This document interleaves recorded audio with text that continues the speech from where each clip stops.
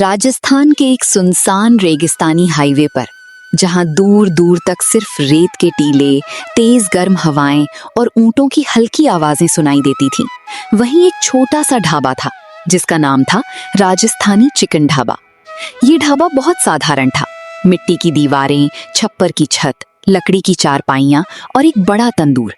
और इसका मालिक था भूरा राम, एक सीधा सादा, शांत और मेहनती आदमी जिसकी आंखों में एक गहरा सन्नाटा था, लेकिन उसके हाथों में ऐसा जादू था कि उसकी बनाई चिकन की खुशबू मीलों दूर तक लोगों को खींच लाती थी।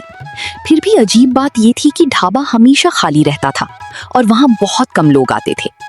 एक दिन शहर से आए 3 दोस्त, अमन, दीपक और सोनू, अपनी कार से उसी रास्ते से गुजर रहे थे। गर्मी बहुत तेज थी और उनकी गाड़ी भी खराब होने लगी। मजबूर होकर उन्होंने ढाबे पर रुकने का फैसला किया। जैसे ही वे वहां पहुंचे, उन्होंने देखा कि चारों तरफ सन्नाटा है, बस तंदूर जल रहा है और भूरा राम चुपचाप बैठा हुआ है।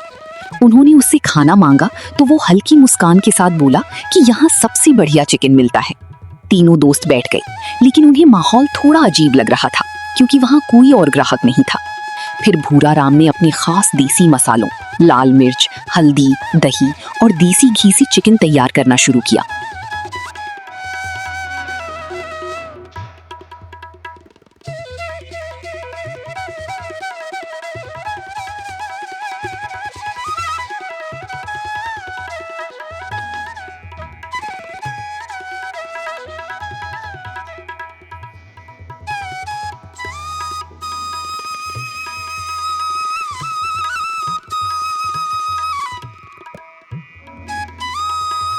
और धीरे धीरे तंदूर में पकते हुए उस चिकन की खुशबू इतनी जबरदस्त फैल गई कि तीनों दोस्त हैरान रह गए। जब चिकन उनके सामने परोसा गया और उन्होंने पहला कौर लिया तो जैसे समय रुक गया।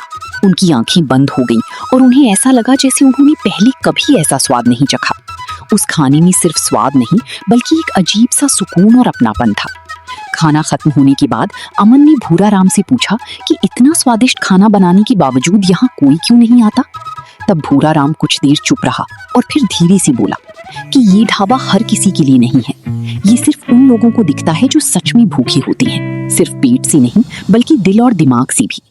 उसने बताया कि पहले वो शहर में एक बड़ा शेफ था, लेकिन एक हादसे में उसने अपना परिवार खो दिया, जिसके बाद उसने दुनिया से दूर इस सुनसान जगह पर आकर ये ढाबा शुरू किया और कसम खाई कि वो खाना सिर्फ उन्हीं लोगों को खिलाएगा जिन्हें सच में इसकी जरूरत हो।